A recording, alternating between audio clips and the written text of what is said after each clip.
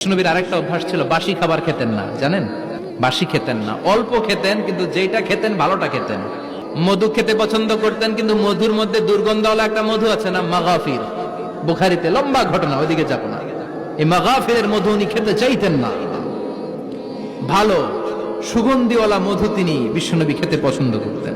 বিশ্বনবীর খাবারের তালিকায় সবচেয়ে পছন্দনীয় তালিকায় ছিল এই মধু।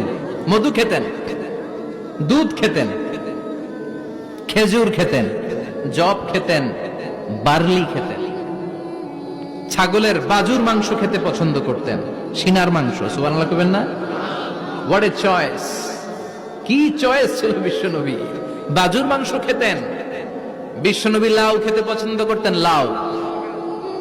রুম্মান ফল খেতে পছন্দ করতেন, রুম্মান মানে ডালিম। রুম্মান মানে কি? ডালিম খেতে পছন্দ করতেন। মাশরুম খেতে পছন্দ করতেন। সুবহানাল্লাহ পড়েন।